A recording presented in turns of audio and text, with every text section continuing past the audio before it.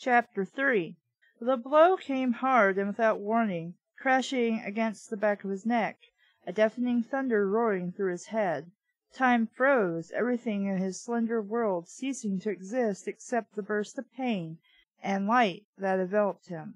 Then, as quickly as the pain had erupted, it ceased, and his mind began floating in a comforting stillness. All the confusion and anger of seconds ago now vanished. Only one image remained in his moments before death, that of his beloved hybrid rosebush. One last time his eyes fell upon its flowers, and he admired nature's perfection. The glossy green leaves catching the sunlight, the fragrant petals of velvety white adorned with streaks of red. The red looks like blood, he thought, as his body collapsed forward into the plant. But it didn't only look like blood, it was blood, and it unluckily belonged to him. I'm not really a fan of changing the perspective of the story to the victim's moment of death. I don't know about how the authors who do this feel, and you can see it in some of the Savannah Ride books, but, the early ones, she stopped, doing it, because I guess she figured out it really wasn't all that interesting. The idea here is that it's supposed to build suspense, but it never really builds suspense. It's really just a one-shot moment in the point of view of the murder victim, and that's about it. Sometimes they do it with the killer's point of view instead, and I'm going to tell you now, unless your main villain is openly known throughout the book, whether your heroes know it or not, you really shouldn't switch to either the victim or the killer's point of view. If your main villain is, if you're switching to his point of view, you really should already know who he is. Or she. Now, if it's like a main character that gets killed off eventually, like in the last third of the book or something, that's a little different, I guess, and I'm not really sure how you would handle that, except I wouldn't recommend it, really, but it's up to you. I don't want to bring up bad memories, but last night was such a catastrophe. How can you still be interested in that? Despicable man. Or detestable, as it says here. Hannah said as she drove Kiki's gold 1972 Cadillac Eldorado convertible away from their house on Walnut Avenue. Walnut? Really? Well, I guess that's better than the ones around Kroger, which are simply labeled A, B, and C Avenue. In a land of BMWs and Mercedes, Kiki's choice of transportation was a curiosity in Hill Creek, and the Cadillac had become a local landmark. The residents smiled as Kiki, donning dark glasses and a colorful scarf, drove the car top down along Center Avenue, waving to any persons she knew and lots of people she didn't. When Kiki had moved in with Hannah several years before, Hannah had owned a Subaru station wagon, but the women could afford to keep up only one car. Kiki insisted it be the Cadillac, especially after it was requisitioned briefly by a local filmmaker. After that, Kiki wouldn't have given up her car on any account, so Hannah sold the Subaru and moved her potting shed out the back of her one-car garage, so the Cadillac, the size of a small barge, would fit. To Hannah's surprise, she grew to like the car, although it was unwieldy to drive and park. She loved its smell, the interior filled with the odor of aged fabric and vinyl, pressed powder and perfume. But at that particular moment, nestled in its cushioned seats of beige stimulated velvet, Hannah was not in the best of moods. Under duress, she had agreed to accompany Kiki on a reconnaissance mission to Arnold and Peck's. Then, while backing out of the driveway, she had been forced to commandeer the car's steering wheel after Kiki, fresh from the hairdresser and feeling especially delectable, kept admiring her new false eyelashes in the rearview mirror, and had to run over Hannah's lilies of the Nile, Only the week before, Kiki had smashed the right rear fender in the parking lot of Lady Nails. There was no need to drive to Lumpex in the first place, since the house was only a couple of blocks away, but Kiki refused to walk, because she's an asshole. Also, she shouldn't drive. Like, ever. Arnold didn't mean what he said, Kiki replied distractedly, taking her sweet time in responding to Hannah's question. Hannah shot her a look of open-mouthed astonishment. Didn't mean it. He yelled it out for all to hear, she said, her voice raising heatedly in a spasm of disgust. She stopped the car in the middle of the street. I can't do this, she said, rapping the steering wheel with her palm. It's too degrading. With a frantic waving of her hands, Kiki shouted, Hannah, someone's honking at us. You're acting crazy. Hannah pressed on the accelerator, and the Cadillac lurched forward. You're the one acting crazy. Catching a man is the only worthwhile goal in life. There are other pursuits. There's education, art, exercise. Kiki gave her sister a mocking glance as she gazed into her compact mirror and refreshed her Tahiti pink lipstick for the third time in 6 minutes. I'll give those a try when I'm 90. As for now, I think I'll try activities that are a little more frisky. Hannah groaned. Are you that desperate to have sex? Is that what this is all about? As she spoke, her hands flew precariously off the steering wheel, because if it is, it would be more dignified to dip into Cecil's pension fund and bury yourself in a pool boy. Oh. I was about to say, wait, what? I totally read that wrong. And buy yourself a pool boy. Kiki's entire body shook with revulsion. You have such a dirty mind. This isn't a sex thing. This has to do with companionship. Bullshit. Oh yes, companionship, Hannah said with a smirk. That's what you call it in high school when you were caught in the back seat of Randy Kowalski's De Soto. I was in love. You're always in love, Hannah immediately regretted mentioning the De Soto incident, it having been a sore point with Kiki for the last 45 years or so. I'm sorry, I really am. You shouldn't be. She's being a dick. The point I'm trying to make is that last night, when Arnold said he didn't want to go on the cruise, he sounded like he meant it. He was also very drunk. And granted, I've never been drunk or really around drunk people for a long period of time. I don't know how meaningful him saying, I don't want to go on a damn cruise with you actually is. Because he's upset and he's drunk. And making a pass at your sister. Kiki let loose a false, tinkling laugh. I can change his mind. I don't think he gives a shit, dude. Gritting her teeth, Hannah did her best to squelch the apprehensions bubbling up inside her. It had taken 20 minutes of begging to convince her to participate in this surprise visit to Arnold. But Kiki had seemed so depressed after the party last night.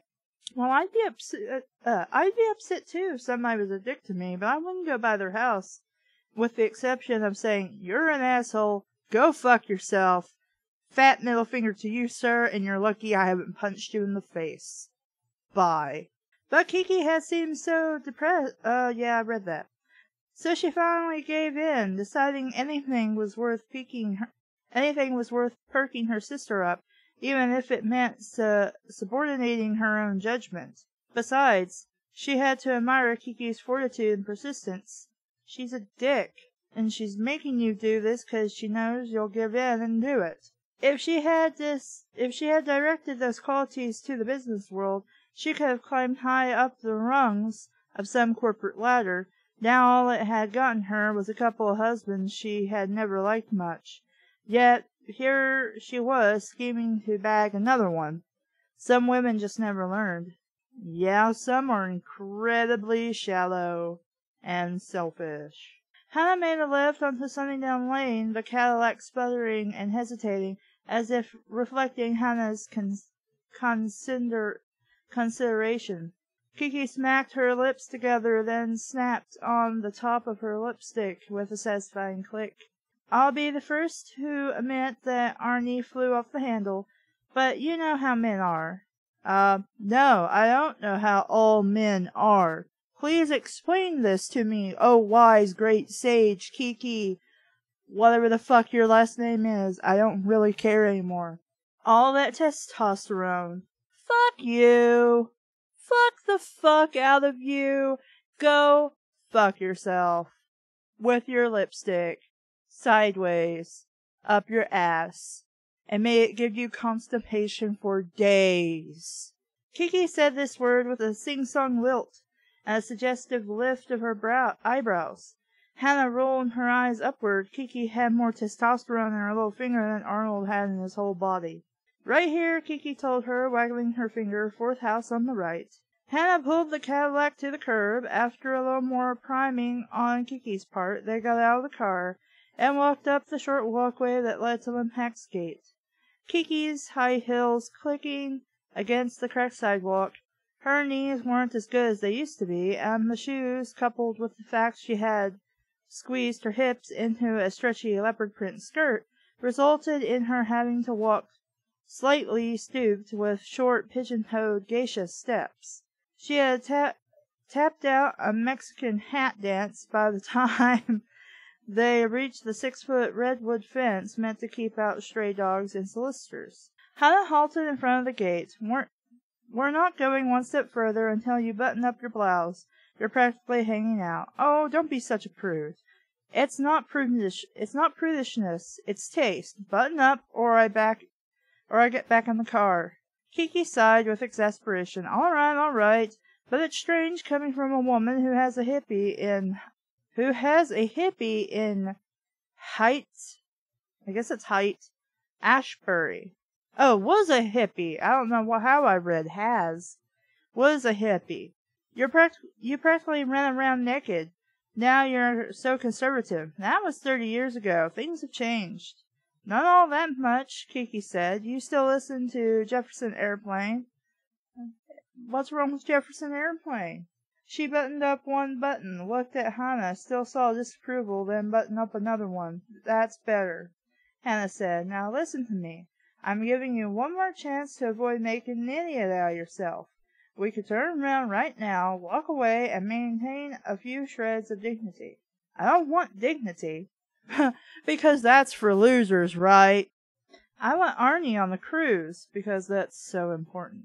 For emphasis, Kiki grabbed the gate latch and jerked it upward, pushing the gate forward, the old wood scraping against the sidewalk. After taking a few tentative steps and seeing the front yard, Hannah gasped. Although the house itself was like Limpak, square and dull, all sharp, ugly edges, the garden in front was a paradise of texture and color. Petunias, lilies, asters, wisteria, and trumpet vine filled almost every square foot, all bursting with purples and reds and yellows. If the house represented Limpak's harsh exterior, was this garden the image of his soul? Hannah wondered.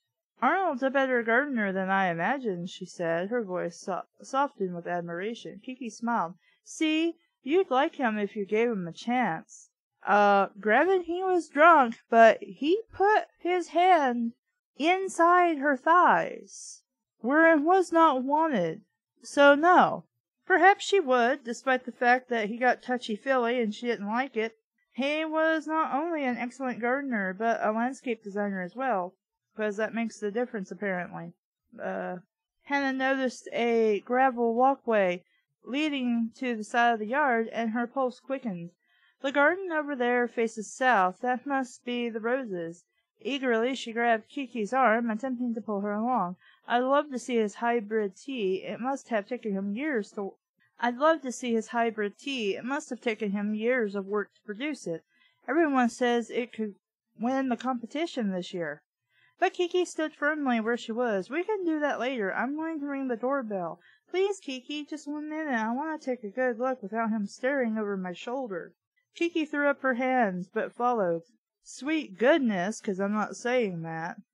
With you, it's always plants, plants, plants. You should pay a little attention to people sometimes. Shut the fuck up, you selfish douchebag. If you really thought that, You wouldn't be here now, trying to get in an old guy's pants." They walked down the path along the side of the house through a narrow shade garden filled with foxglove, ferns, and hostas. I don't know what that is. Hannah stopped to admire one especially vibrant fuchsia. "Isn't it lovely, Kiki?" She touched one of the purple flowers.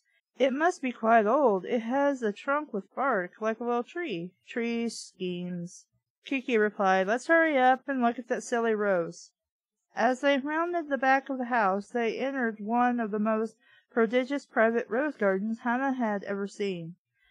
Brilliant red and yellow climbers ran along the fence line, and a series of tiered raised wooden beds sat filled with dozens of gorgeous flowering bushes. Hannah stared, drinking in the scented air with rich colors. But Kiki couldn't enjoy them because at that moment her view of the world suddenly darkened. She stopped in her tracks. "Oh, piddle! Is my eyelash coming off?" "Oh, piddle! Is that a word people use? Piddle?"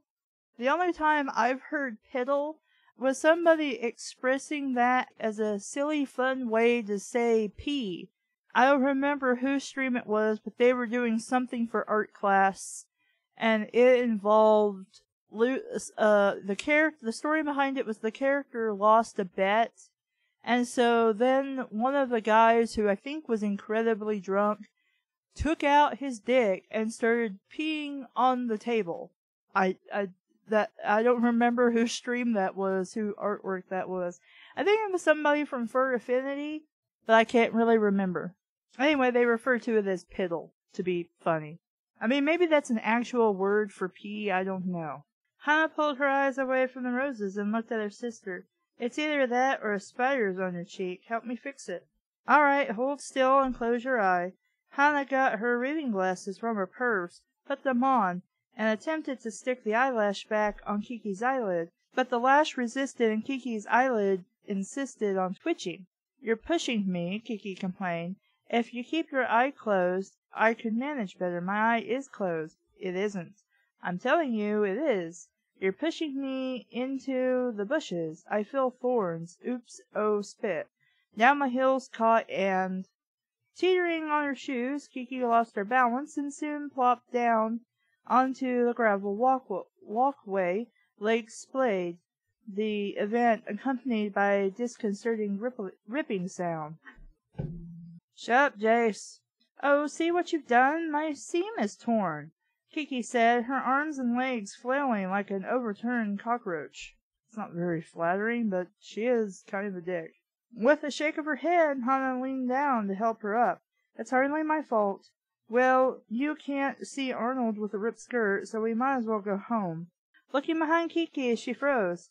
"Oh my God, what is that?" Following Hannah's eyes, Kiki looked down to her left and let out an alarmed "Oh!" A khaki-clad leg stuck out of the flower bed directly behind her, and she immediately recognized the green suede hush puppy at the end of it. Hush puppy's a shoe, by the way. "Arnie?"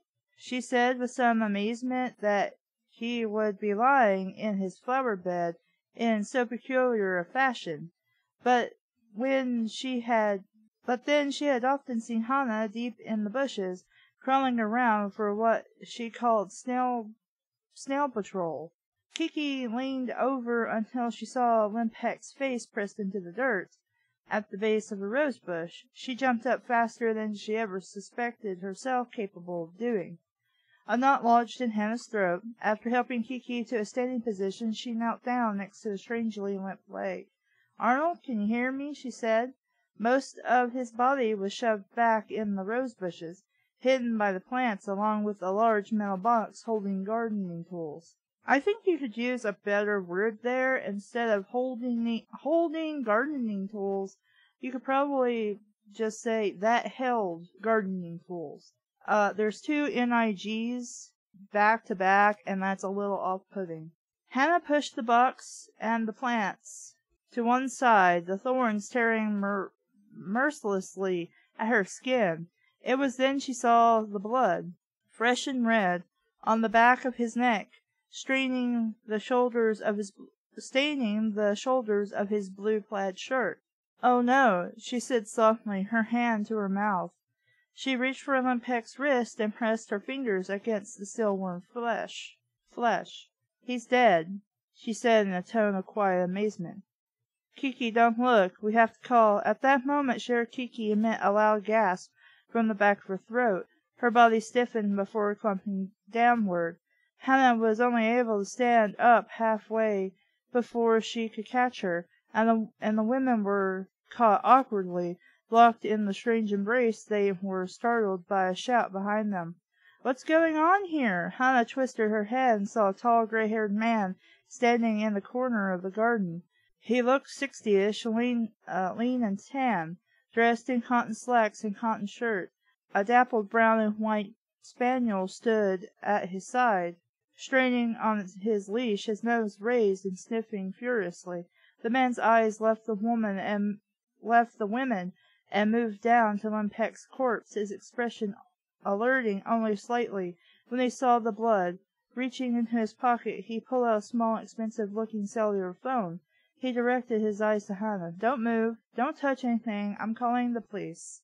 While he punched numbers into the phone, Hannah stepped back a few paces away from Klebkatt's body, lowering Kiki onto the grass. The man took the phone from his ear. "I told you not to move." "I don't accept commands from strangers," Hannah said, glaring at him. "My sister has fainted. Stop gaping at me and make the call." He apparently took commands better than Hannah, because he immediately dialed. Hannah knelt down beside Kiki and patted her cheek until she moaned softly. "Sit up, Kiki," she whispered. "This is no time for hysterics, for histrionics. You've never fainted in your life." "What happened?" Kiki asked, raising herself on her elbows. She hadn't really fainted, but as soon as she got another look at Klebkatt, she squawked and fell back again. "Get a grip on yourself." Kiki put her hands over her eyes. I don't want to get a grip on myself. This is awful, terrible." She gave her feet a little kick on the ground. "I feel sick." "You have to pull yourself together. Poor Arnold is the one we need to think of right now." "I know you're right, Hanny, but I just can't get up," Kiki said, her eyes still covered. "Hanny?" "My legs feel like rubber. The police will be here in a minute," the man said, approaching them, his eyes resting first on Hannah, then on Kiki. "Is she okay?" Kiki's hand left one eye, and she surveyed the handsome stranger. With a theatrical sweep of her arm, she lifted herself onto one elbow, raising a limp wrist toward him. "If you could assist me," she said. Hannah narrowed her eyes, because, yes, your sister is very shallow and a complete asshole. I think this is where Hoshito would start screaming, "Bitch, bitch, bitch, bitch, bitch, bitch, bitch." Was it possible that her sister was flirting with one potential boyfriend while another lay dead at her feet? Surely not even Kiki was capable of that. Apparently she is. You're witnessing this first thing. Your sister's a complete dick. The stranger took Kiki's hand and pulled her up, apparently underestimating her weight. He faltered slightly, and Hannah put her hands on the back of Kiki's hips, pushing her to a standing position. With Kiki finally upright, he said, "We should step outside the gate. We don't want to disturb anything." Kiki touched her hand to her forehead. "Oh, yes, please, let's get out of here. It's too horrible. Poor Arnold must have had a heart attack." "Heart attack?" Hannah said with disbelief. "He was lying face down with blood all over the back of his head. Arnold Klebkatt was murdered." And with that, Kiki yelped and fell backward, Hannah and the stranger each catching one of her arms. Well, I'll keep reading, but I don't like Kiki very much, and I don't know. I don't really care much for anything really we've read so far. The whole thing with the party or ball or whatever it was at the Rose Club, that was, the opening scene to that was overly long, the description part. We really should have been able to take care of that in a paragraph or two. And how many pages did it last? Probably like 3 or 4. And yeah, I didn't care for that. I mean, the opening bit in chapter 1 was funny. And it felt like I was reading, Savannah, which, anything that makes me think of Savannah Ride, is good, right? I think I might have even said, I think I found my new series to replace Savannah, or to read in the downtime of Savannah. But as we kept reading it, my interest has waned. But I'll keep reading because I'm interested enough. I just don't like the characters all that much. I like the opening scene in chapter 1, and then there's just really nothing to laugh at. Just nothing that was really funny. If this sounded interesting to you, then I would definitely give it a read. But I don't think you'll miss anything if you pass this book up. I don't think, from what I've read so far, you'll be too disappointed if you do pick it up.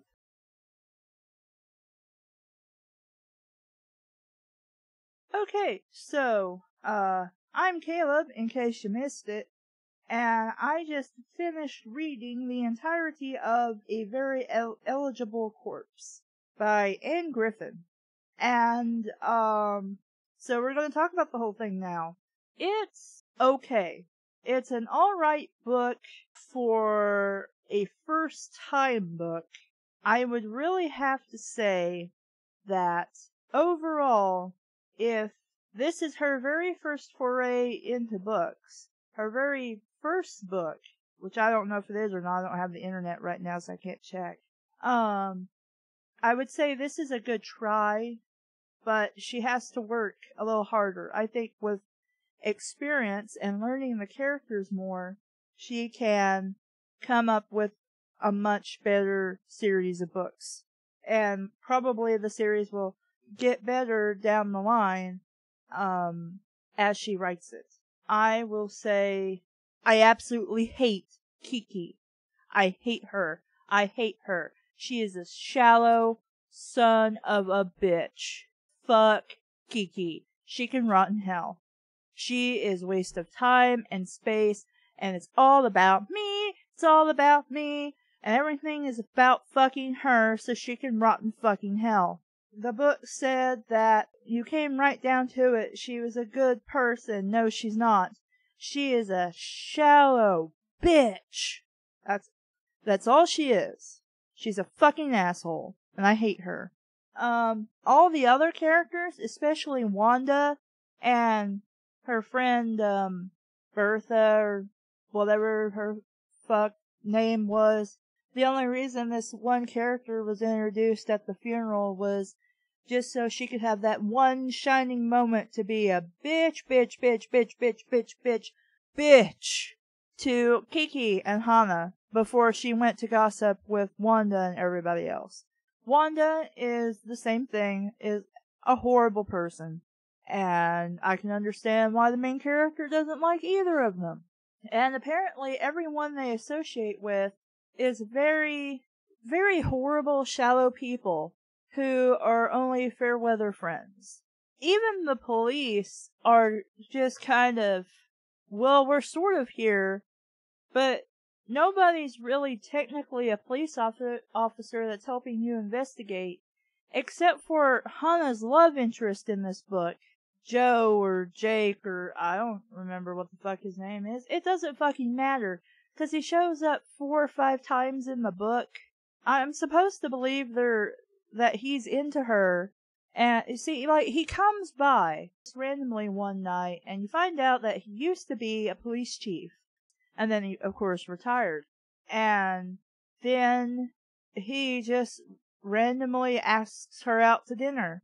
And she's like, no. And so then he fucks off and leaves. Why? He goes creepily to use his connections with the police force that he still has from being police chief to get her address so he can go over there to ask her out to dinner, knowing full well that her sister's a suspect, knowing that Kiki's a suspect. Why would he do this now On top of the fact that this is the second time Hana has ever seen this guy. And he just creepily shows up at her place, tells her how he got her address, and then he shows up to ask her to dinner. I would be more okay with this if they'd had more contact before he pulled this little stunt. If she had willingly gave him her address or something, and maybe she left, in the commotion of finding a dead body, she left her purse or something there, and they left before she managed to get it back, or it was released from crime scene, and despite the fact that they were very fucking suspicious being there next to a dead body, said, hey, I found you attractive, so I thought I'd stop by your place and ask you out. So this happens several times, where he just shows up and says, hey, I'm into you. And she's into him, which is fine. But there's no building of this relationship. I'm just supposed to accept that they're into each other and go along with it, so that by the end of the book, when she's on the cruise with her sister and her niece, and this dude is with them, it's perfectly acceptable that they're together and now they're a couple and they're having sex. I don't really want to know that they're having sex, but it's a thing. So we don't really make a character for Joe or John or whatever the hell his name is. That's how little I cared about this guy, because he had no personality. He's just showed up randomly when it was interesting or convenient, and that was about it. The cult thing was pretty much a fraudulent business, which I think I said it was, most likely. It was just a money-making scheme, and that was all. Basically, he was embezzling. The reverend, they called him a reverend for some reason, was embezzling the money. Klebkatt had a daughter named Lisa, as we learned in chapter 1, I think it was. And she turns out apparently to be lesbian, which is cool. I'm glad, I'm fine with that. And so apparently that's what the rift is between him and his daughter, is the fact that she's lesbian. And I didn't really understand the hows and whys, and I don't really care to, but apparently her girlfriend is the one who supposedly corrupted her. And I guess the Church of whatever the fuck was, Church of Revelation, I think is what it was. I guess they just openly accepted them as a lesbian couple, and Klebkatt didn't like it. So, yeah. And by the way, Hannah goes out of her way she's talking about how if a man and a woman get together and they both want to have a relationship or even just have sex, that's fine and should be treated with as much respect as any other relationship, whether they're married or not. And then she just drops the line, and people of the same sex should be treated with the same dignity too. And I'm like, well, that's good. She thinks that for being a woman in her 60s. I don't see what this little added line of filling me in on her political. I'm not sure what little column that fits into about when you think about relationships, whether you accept homosexuality or not. We didn't really need that there, because at the time we were not talking about a homosexual relationship. Again, I'm glad that the author, I assume, at least supports such a thing and is okay with it, and wishes things at the time this book was written were much better with homosexual pairings and couples in real life. That still doesn't mean we needed the random information dropped onto us in this book. And that's really the only time it was brought up. That was it. So, one last thing before I talk about another character is there was another typo in the book when the red herring was giving a false confession. Instead of saying I'd, as in I would, she said, I'm. So that's at least 2 mistypes in this entire book. The rest of the time, it seems like we need commas in places or to better structure some sentences. This goes back to what I was talking about earlier. I really do think this person needs a little more editing and a little more practice, because these are errors that can be fixed and worked around. Let's talk about Naomi. Putting aside my personal feelings, which I have talked about, but just to restate in case you're skipping to this particular video, I do not believe in tarot cards, in calling up spirits, magic spells, things of that nature. I am a very religious person, but I do not put my faith in anything except God and Jesus. That's it. I do believe that such things as magic and maybe visions and such things exist, but not as we... If somebody came up to me and told me they were psychic, I would call bullshit. If I saw somebody charging money for a palm reading, I would call bullshit. That is just not real.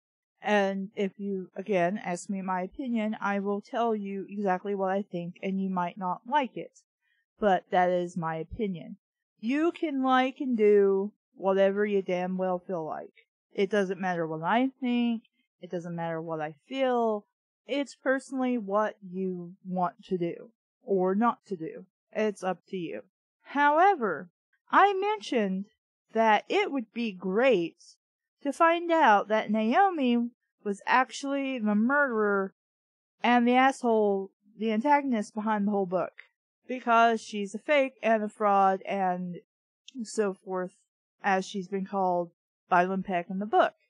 And Hannah, who openly gets pissed when she tries this mumbo-jumbo after agreeing to go with it once. The character of Naomi and her psychicness, her ability to be so in touch with spiritual crap, is nothing but a farce, as revealed at the end of the book, as revealed throughout the entire book. She predicted, as Klebkatt said, that there would be, what was it, hyenas or something, whatever, would grow in his garden, and it would mean a long life. You find out later, right before the real killer reveals themselves, that she went to a flower shop a few months ago, before this Klebkatt's wife died, and bought bulbs for this specific flower she said was going to grow in his garden. And it turns out she secretly went there to his garden and planted these things. Planted some of them there in his yard, in his garden. And as he said, the things are incredibly hard to grow and bloom. You know, they just don't have the right conditions for them anyway. And you know why they didn't grow and bloom? Because the conditions were not right for them. And there was no spiritualness about it. She went and bought a bag of the bulbs for these flowers, snuck over to his house, dug up some of his lawn, and planted a few, in hopes that they would grow, so that they would think Red Moon was real. She openly states this to Hannah when she's been caught.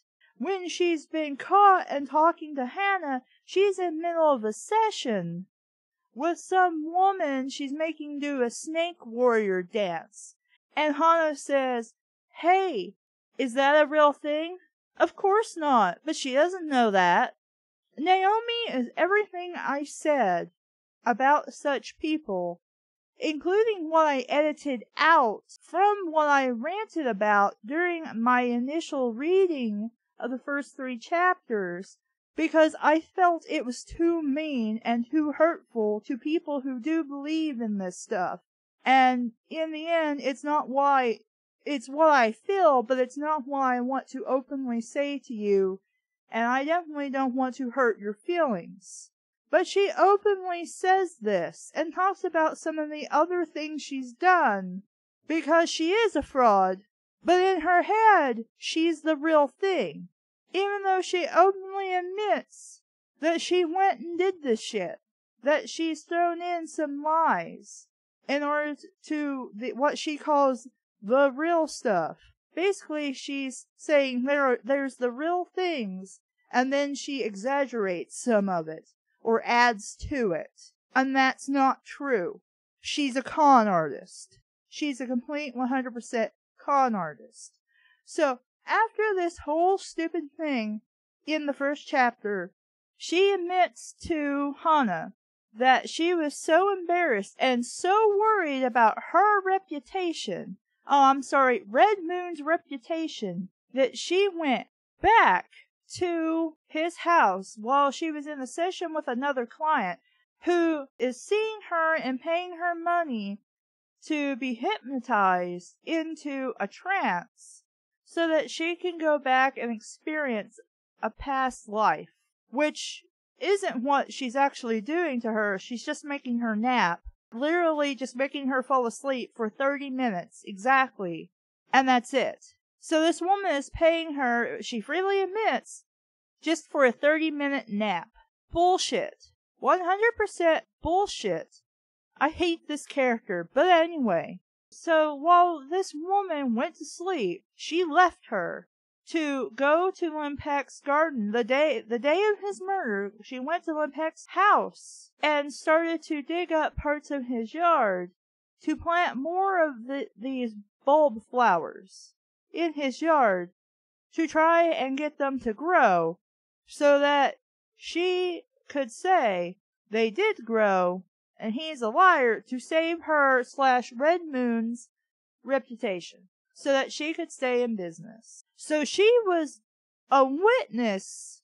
She openly says she heard yelling. She specifically heard that Lisa was there with her father yelling at him about the stuff going on with his wife, her mother. I'll talk about that in a minute. And then she heard a thump. So she is the witness, the alibi. And also, this would make her a suspect for the murder and death, because, well, why the hell was she there? And, well, she'd have to explain that to police officers, who would have been like, oh, so the phony was trying to basically make it look like she was the real deal. And so she doesn't say anything. She just leaves. And when Hannah asks her about it, she's like, well, I didn't know what it actually was that was a murder or anything until after that, because then I finally heard that, oh, Klebkatt's dead, and she's like, then I figured it out. And all I can think of is, if you were there, you were what Kiki needed for an alibi that she was not there. It was Lisa, at least. It was the daughter. But no, you bitch. You didn't say anything because you were so worried about your fake reputation and your income. She literally says that to Hana when Hana presses the issue. She's like, well, it's my business. It's my source of income. What would I do without it? Get a real fucking job like everybody else does? This woman is 100% asshole. This woman, right here, this woman is what I think of every person who claims they're psychic and uses tarot cards, crystal balls, then they can see the future, they see the past. All of this shit is this woman, is the character of this woman manifested.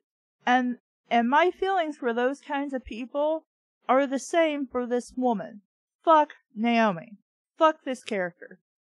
And I swear that when I read this next book that I have, which is Love and the Single Corpse, I think this is the fourth book in the series. I'm not sure. Let me have a look.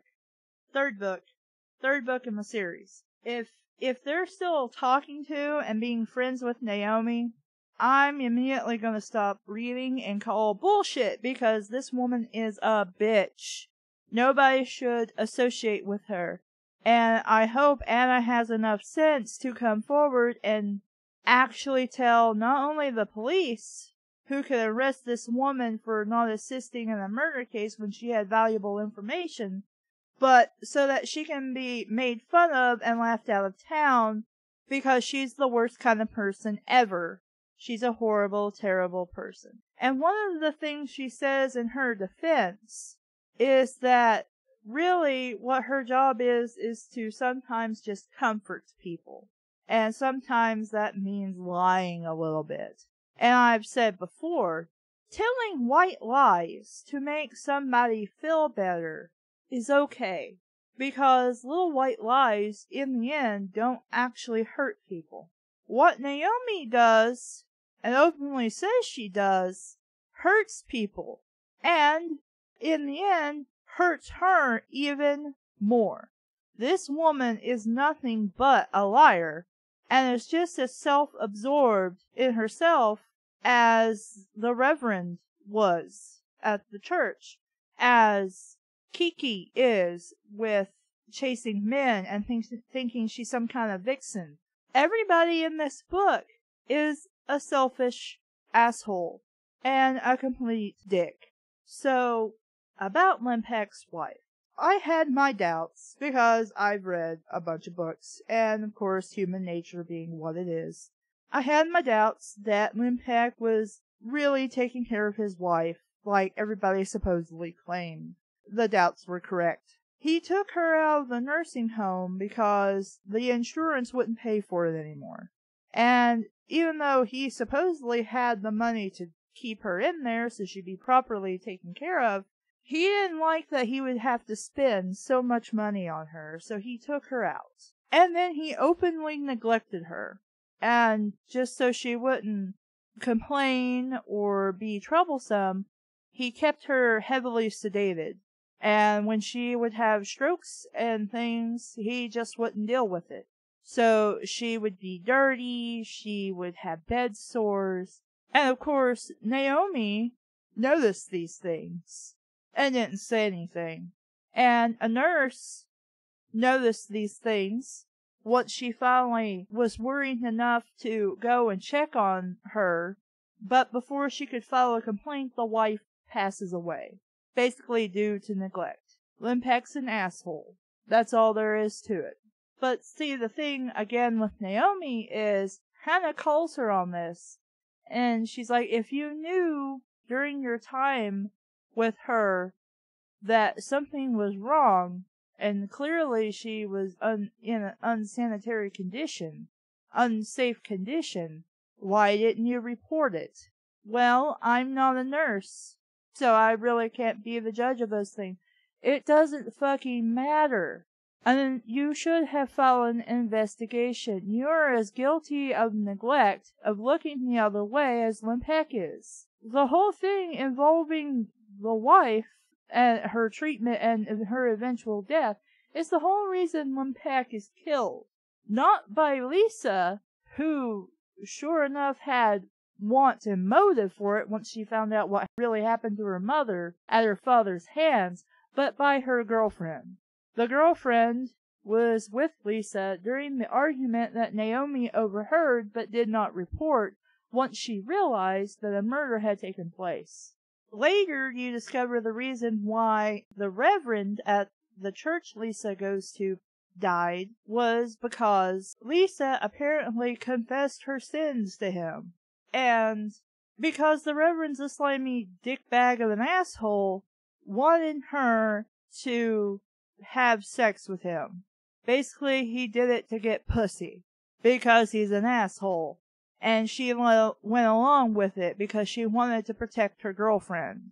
So the girlfriend went and killed the Reverend, and then cut off his pinky.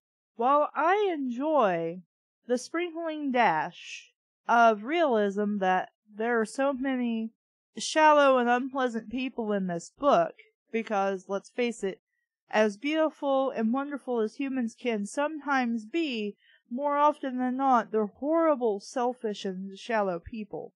But when all of your characters are this shade of nasty and unlikable, including the main character, who by chapter 14, I think it's chapter 14, let me find it, because I want to reference exactly when it happened, because I was pissed about it. Okay, there's the funeral. Okay, 15, maybe it was 16. Well, eventually, in one of these chapters, I forget which one it was, Hana wakes up, and it turns out that Wanda's dog, Bon Bon, apparently suddenly passes away from a stroke. It's meant to be funny. In comparison to people dying, the little dog dies.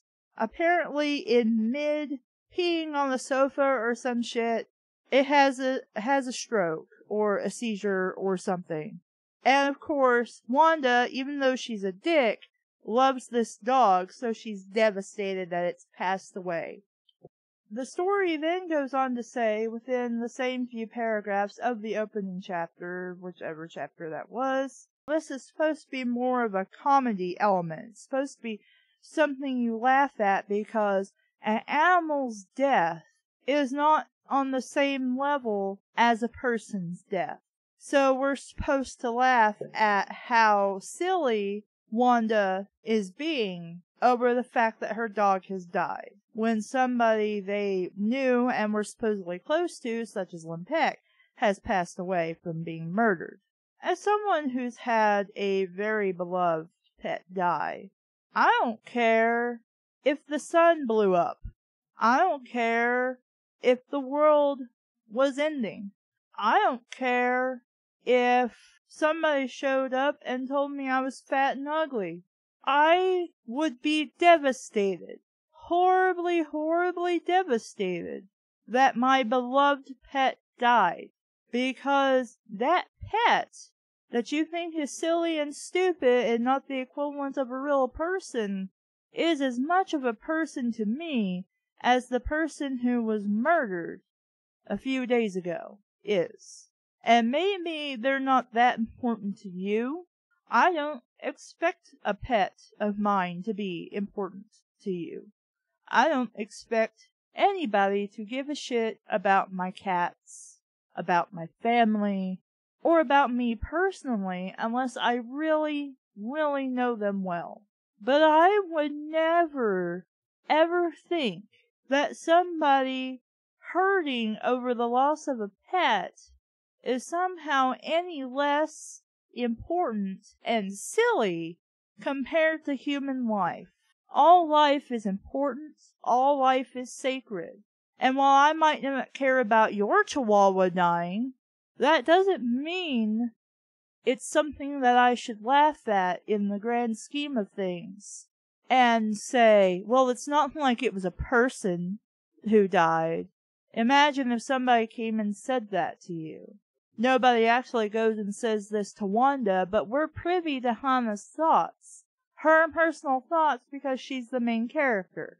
Using an animal's death as a joke to parallel how silly it is to be concerned about an animal dying compared to a human being dead is not funny and does not endear me to your character. So while Hana seems to be the most likable person in the book, she lost a lot of points during those few paragraphs of that chapter. And I did not have the same love for Hana that I did when I started reading this book. If you really want a book about the same topic, really, if you want a better book all around, pick up Savannah Ride, Sugar and Spite. It's the same plot, but better. And the characters are more likable, and the relationships make sense in that book. This book is a group of amateur detectives. Well, not even amateur detectives. Really, she doesn't really do anything. There's just a lot of meandering in this book. There's no getting to the important things, which, being an amateur detective sleuth person kind of makes sense, because Hannah's like, well, what do I do? Where do I start? But more than halfway through the book, And characters are still trying to convince Hannah to stop investigating and just leave it to the police. We're more than halfway through the book. We should be over and done with that and into the investigation with our group of investigators. Nobody is really doing anything except Hannah, and she's not doing much of anything. I mean, I suppose maybe it's more realistic, but again, if you want a book that I would actually recommend to you before I would even say, hey, pick up A Very Eligible Corpse by Annie Griffin, I will say instead pick up Sugar and Spite by G.A. McKevitt, which features Savannah, who's a private detective, gets involved in a murder mystery to help her friend, Sergeant Dirk Coulter, who's also her love interest, out because he is framed for his ex-wife's murder, since she happened to die in his home with his gun, and his alibi is, I was in the shower and I didn't know anything until I heard the gunshot. And again, that is a much more entertaining book with the same premise than this one.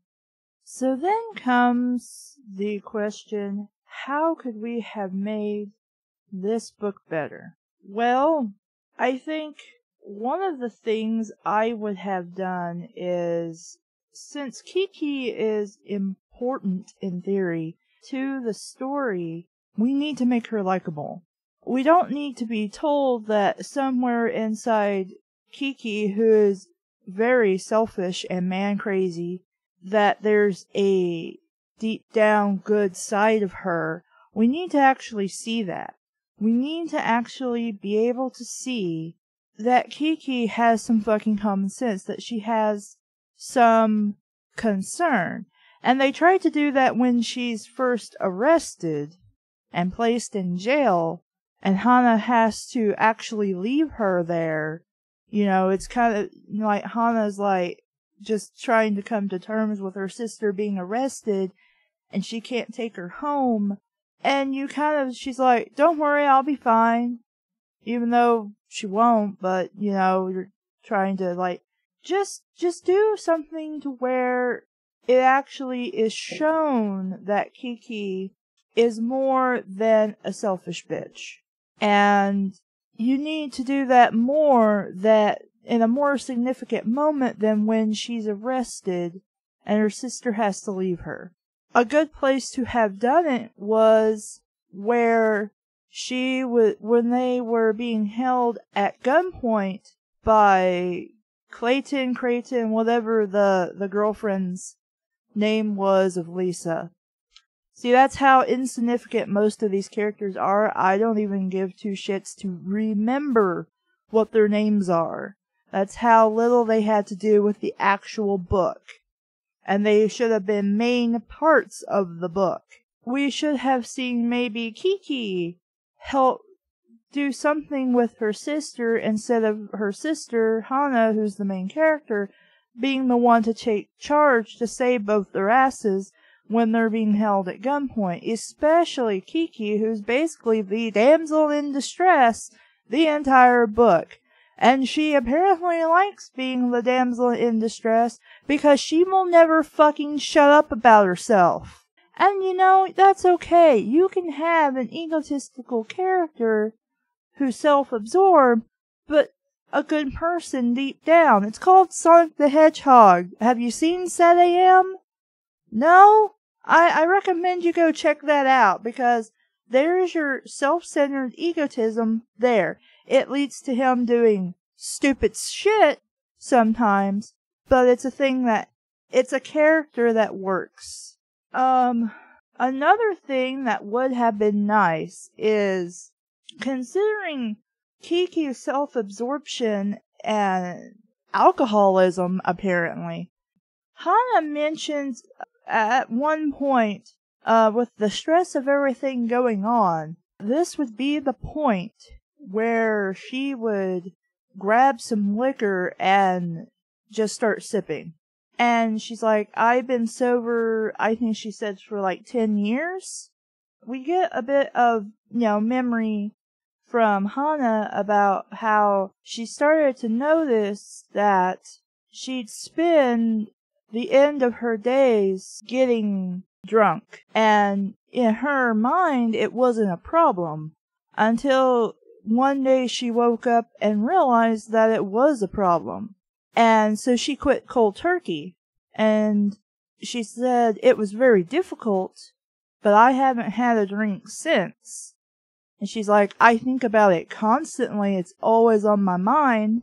But thinking about it's okay. It's the doing part that I'm never going to do that will get, because it'll get me in trouble. It would have been nice and more character building. See, here's the thing about books in general. You have the main ongoing plot, and you'll notice this especially in murder mysteries. You have the main ongoing plot, and then you have a secondary plot. Bigger plot, the universal plot, that's everybody's problem, and the smaller plot, that's your problem, that might interfere with you dealing with the big universal problem. So the big problem in this book is Kiki is a suspect for murder. And with no other suspects, she's the only logical person to look at and to arrest. And to charge with his murder. But the thing is, there's no personal conflict exactly. See, the problem with that is it's both the ongoing plot, the general plot, and the personal plot. And that really doesn't work. Because we're already aware of this. And so, there's no... See, what the smaller plot allows is for character building. For character history building. Not to say that the universal bigger plot can't do that, but it's the smaller personal plots that make the hero character awesome and capable of tackling the bigger problem by the end of the book or the end of the movie or the end of the story. There is none of that here. We have a fist fight around the end of the book where Hana gets the shit beaten out of her, but she gives as good as she got, and that's maybe about it. She breaks into the Church of Revelation to steal the list of donators. That's about it for what she does in regards to anything that you could consider character building, aside from taking the initiative to solve her sister's, not murder, but her sister's predicament. There we go, that's the word I'm looking for. But it's not enough, because Kiki doesn't change. Hana really doesn't change, with the exception she gets the shit beat out of her and fights back and gets a boyfriend at the end, and we'll talk about how that could have been improved here in a second. What would have been really neat, because they mention that when they have the funeral for Klebkatt, that Kiki sneaks into the funeral like canned margaritas. Basically, she has liquor stuffed in her purse so that when no one's looking, she could take it out, pop one open, and just down it. Kiki, without question, is alcoholic, especially when under stress. It would have been nice to get this information about Hana's alcoholism and that she was able to quit cold turkey, but then have parallels drawn to her sister.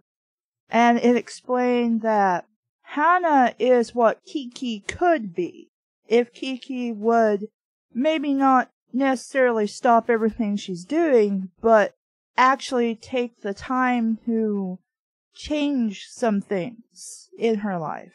Whereas Kiki is what Hana used to be before she quit basically partying, getting drunk every night, sleeping with whoever or whatever. I mean, she mentions a husband, but she doesn't really talk about if she was faithful or not, with the exception of one ex-boyfriend who was sick, and she went and she would basically just hang out with him 3 days a week for 6 months, I think. It was either 6 months or 6 years, but I'm going to say 6 months. And then he passed away. And her husband didn't like it, but again, I'll get to the whole relationship things after I'm done talking about this. So I think what would have been good is to parallel the whole drinking concept when under stress. And that it's a huge temptation while Hana is trying to help save her sister from being incarcerated, as well as a way for the sisters to maybe actually have a fight over something. Because what happens is Hana figures out that Kiki is basically getting drunk before the funeral, and figures out she's got the margaritas in her bag when they arrive at the funeral. And she contemplates taking these cans and holding on to them so her sister can't get into them, but then decides she doesn't have room to put them in her purse, and so she basically just gives them back to Kiki and says, don't touch them, which Kiki gets upset after certain people are dicks to her, and then she runs into the bathroom. Hana runs after her, and the stall door's locked, and Hana's like, don't you be drinking those margaritas. I'm not. You better not drink those margaritas. I'm not. I don't want you drinking those margaritas. I won't. You promise you won't drink the margaritas? Yeah, I promise. I just need a minute. Okay. Hana leaves. What happens when Kiki comes back? She's guzzled both of them while in the bathroom. There's a thing that Hushcho will say to me when a certain person in our life becomes a huge asshole. And that's, he needs a Jesus intervention. This is what Kiki needs. She needs that moment. And since this is common ground for both sisters, it really should have been worked on more. Hana needs to be like, look, you're my sister, and I think I still love you, but this is getting out of control. And then, of course, Kiki would be like, I don't have a problem. I know what I'm doing and blah, blah, blah, blah, blah. Which is what Hana thought. But then she realized she was very wrong. And this would have been a great step forward for both of them as sisters to bond even more than they probably were already.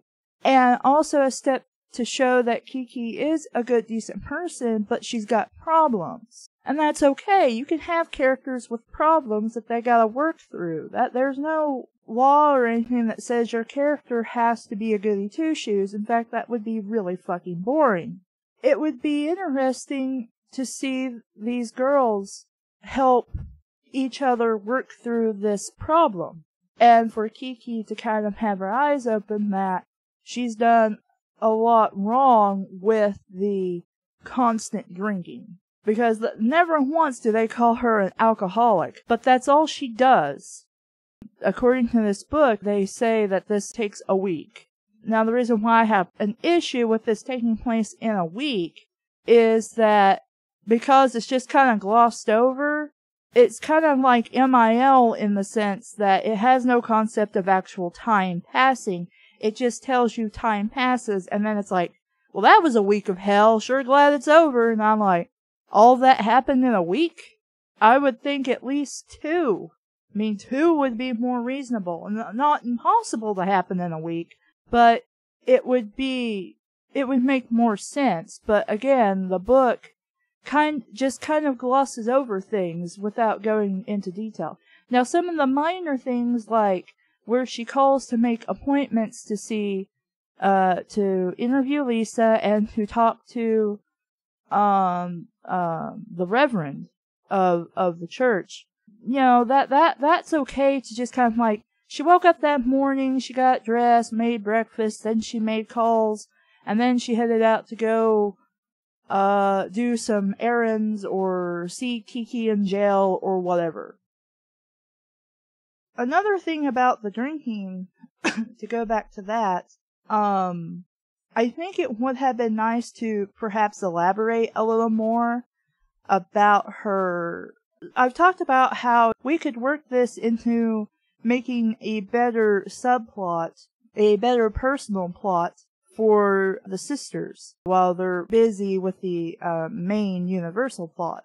And to simply just give some more backstory onto Hana, because we get some backstory, but we don't get a lot of backstory. One of the things I would probably change if I was going to focus more on the alcoholism being the personal plot. They mentioned that Laura, I don't remember which one her name was, their niece. They never actually state who she's the daughter of. So you assume maybe she's the daughter of Hana, but she never calls her mom. She always calls her Hana and Aunt Kiki. And they just kind of drop it in there. It's like, oh, by the way, here's some information about Lauren's backstory. Her mom died 10 years ago in a car crash. And you're like, oh, okay. And that's it. They don't say the whys or the hows. And I'm like, technically you wouldn't have to, but I also wouldn't put that in there until it's actually relevant in one of the books to explain. If you're going to put that in there, I would have made a correlation to alcohol, that maybe she had been drinking and then drove and crashed the car and unfortunately passed away. Because alcoholism is a thing that follows you in your family. If somebody is abusing alcohol while you're growing up in your family, like your mom, your dad, both your parents, whoever, you are also just as likely to pick up alcohol and start abusing it. So it would have been interesting to not go full throttle into it, but mention that maybe, since apparently this is a sister they had that they just failed to mention that they had when they first introduced Lauren, that they, that maybe their parents, and they abused alcohol, probably as a coping mechanism, since that seems to be a thing in the book. And that's what some people do with alcohol. They use it as a coping mechanism because they expect it to make them feel better, to dull their problems and make their issues go away temporarily, when it, of course, doesn't, but that's a whole nother spill for another time. So they could, Hana could have, talked about how, when she's starting to become concerned about Kiki's issues, and she's reflecting on her personal past with alcoholism, as well as, maybe thinking about, well, why did I become an alcoholic? Why is Kiki also an alcoholic? And she's like, well, probably because it's in my family, She's like, my parents were alcoholics. And, and they, it was always around, and so then they just started too at a young age. And all three of them. And you could maybe also say that maybe the car accident, because Hana talks about the car crash happened 10 years ago, and that's about when she stopped drinking, was about 10 years ago. Now, I don't know if this is an upcoming plot in the second book or whatever. I don't have the second book, and I've yet to read the third one that I have sitting here. But it would work well and correlate to something you could explore more in the second book, but should have also maybe been mentioned a bit more in the first book. If I was an editor looking at this is what my suggested changes would be, basically. And perhaps that car crash and their younger sister's death is what opened her eyes to that she had a problem, and she needed to overcome it. That would have been nice. And that's how I would tie that together. I mean, it doesn't have to be alcohol related. I mean, it could have just been maybe she was the only clean sister who never touched alcohol, like, ever in her life, no matter what. I mean, that happens sometimes. The rest of your entire family can be shit, but you made it out alright. And you are an awesome person. And the opposite is true. You can have a great childhood brought up by great, honest, good people, and you're a shithead. But that would have been what I would have suggested and changed in regards to that. The last thing I would have done in relation to making alcohol the subplot is she talks about her husband briefly, and she mentions that she has a problem loving somebody. She talks about never actually really loving her husband. Then, of course, I would go, well, why did you marry him if you didn't love him? I mean, of course, people do that. They marry people they don't love for one reason or another. But that would have been interesting to explore.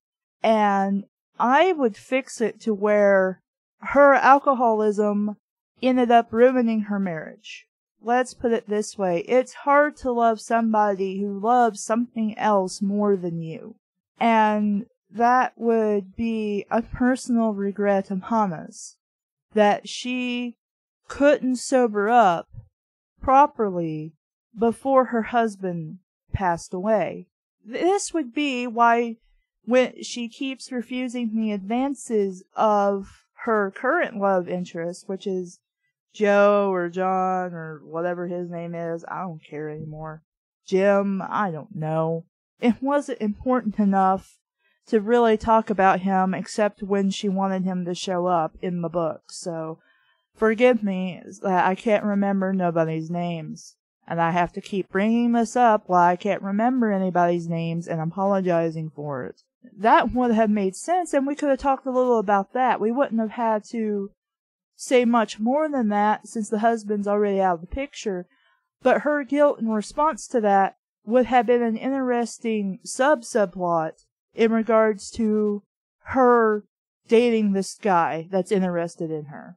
And has openly shown interest in her. I mean, he showed up at her house, though, creepily, and asked her out on a date. You can't get much more, hey, I'm interested in you, you want to hang out with me, and maybe we become something, more than, like, the occasional dinner together. That would have been super interesting, and to see her slowly evolve over time, and come to terms and peace with what she did, and be able to move on from that guilt that she doesn't actually have in the book. But it would be nice. It would be character building, as I said, to fix some of the issues with the romantic interest, with Hannah's romantic interest. He's a former police chief. Hannah mentions that she has no idea what in the hell she's doing or where to even start. But she's going to try to think of stuff that hopefully will help and charge right in. It would make sense upon finding out that this guy is the former police chief, thus has connections still to the police, that she maybe starts with a tentative friendship instead of the relationship he wants, which, can happen with people. She might be more comfortable simply being friends with him. He doesn't have to just not associate with her just because she said, hey, I'm not interested in dating you. Friendship is okay, but right now I'm not comfortable dating men or anybody. And I just kind of want time, given the situation with Kiki, I could fully understand if she personally wanted to say, not right now, I'm worried about Kiki, I don't have time, I feel, to devote to a new relationship in my life, outside of people wanting to help me help Kiki. And I don't see why he wouldn't. Being a police detective, you would think, in theory, I mean, there are corrupt police officers, we know that much, but that he would, once she becomes aware that he's a former cop, she would approach him for advice on how to proceed. And of course, he would give the, don't mess with this, you can seriously really get hurt. Which he does say later, but by this time, it's the last third of the book, and we should be past this point. But he should be more involved in the story, especially since he's a former police chief, because he can get her information about the case. He could maybe talk to people on the case openly and then relay information to her about it. And it would just be so much helpful and she could learn things from him about being a detective, about being somebody who has to go and do interviews and ask questions and meet people in their homes, and then maybe he could recommend maybe she starts learning some kind of self-defense, I mean, just because you're 60 years old doesn't mean you shouldn't know how to defend yourself. And she does get attacked and she does fight back, but it would benefit her to maybe eventually be consider learning how, maybe investing in a class for elderly women to, I don't know, karate or just basic self-defense of some kind.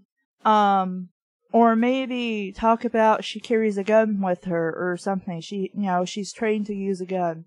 That would be interesting. Maybe it's Hana herself who's the retired police officer or police chief or something. I wouldn't make her a former police chief, but maybe a former detective who has now retired, and maybe she still has some connections with the police force. Maybe she knows this guy who becomes her love interest because he was her former police chief before he retired. Maybe a few years before she did. I mean, there are different ways you could construct a background for Hana and characters around Hana to make it a much more interesting book and make the characters more interesting and more likable. The only other thing I would change is there's that character, Brenda, Bertha, or whatever her name is, the asshole friend of Wanda that shows up at the funeral. Basically, if you listen to Bad Fanfiction Theater, was that Twyla? No, was it Twyla? That was the one with Relay Board. What was that story called? Something vampire. Like a pyre. Like a fiery pyre. I don't remember what the title of that story was, but it's the one with Relay Board. Where the only reason the uncle exists is to be a dick is to abuse and rape Relay Board. That's it. That's the only reason he's there for, and then she eventually kills him. That's the whole purpose of this Bertha, or whatever her name was, character. And that's the only time she exists in this book, is to basically put Kiki down and basically be ugly to her. Or, as I said earlier, bitch, bitch, bitch, bitch, bitch, bitch is what she is. And I would take her out completely and make it Wanda who is a dick and says these things. Or have Brenda, Bertha, whatever her name is, in the story from the start. And just do that. That would be great. And would make sense that she's there. Maybe she's like a big rival to Kiki or something. And maybe she's one of those elitists or something in the community. And she's just a nosy gossiper who, again, is a bitch. And she can be a minor antagonist to the story, which would help along the subplot. It would be nice. The last thing I want to talk about is how to improve the character of Naomi. Now, she stayed the same way she was in this book, and I was planning the sequel. I would do everything I said should have been done in this book with Hana's feelings for Naomi. Once it's revealed that she's basically a witness to the crime, even though she technically didn't see what happened, but, she was there and she heard the voices and the sounds, and she didn't come forward to it. And of course, she wouldn't have a book if she did, but it would have made her a much better person and character, and not coming forward makes her basically an evil bitch that I would never associate with, and neither should Hana or Kiki or anybody. And I would have had, if it was me, and I had written this book, in the sequel, I would have a strained relationship with Naomi and Hana. And I would make the universal issue something that involves Naomi as part of maybe the suspect pool. You're rehashing the first plot a bit, but it should have something to do with Naomi. Maybe not even as a suspect. Maybe she was hosting like a group event and then somebody died. And so then you're like, well, somebody here, possibly Naomi, is a murderer. And so then you have to figure that out. Something happened and you have to investigate it. And then through the big basic plot, you would have, in part, Hana having to be reluctant, but having to try it, but because she still, somewhere inside, still thinks of Naomi as a friend. It's like the goodness in you, regardless of how shit somebody treated you, you couldn't turn your back on them if they needed help. No matter how much you dislike them at that current moment in time. That kind of thing is what I would push forward. And that book would be more focused on Naomi's character coming to terms with the fact that while she may have possibly a real psychic connection somewhere somehow to some mystic realm or being or something, she's really been hurting herself and her own business in reality by doing all this fraudulent crap. It would be nice for her to wake up and see this and basically apologize for the things she's done in the first book, as well as things she's done in a fraudulent manner, and kind of maybe restart and become a better person who's more honest about what she does. Right now, all she is a fraud, and if they're still friends with her in the second book, I will be super pissed. Because that's something you need to repair. That kind of betrayal, while it doesn't seem to be a big deal to her, is a major big deal, because her testimony at the whole start of this whole thing could have saved time and trouble for Hana and Kiki. And so that, of course, is what I would personally do. I'm Caleb, and this has been Red Knot. Thank you very much for listening. Bye!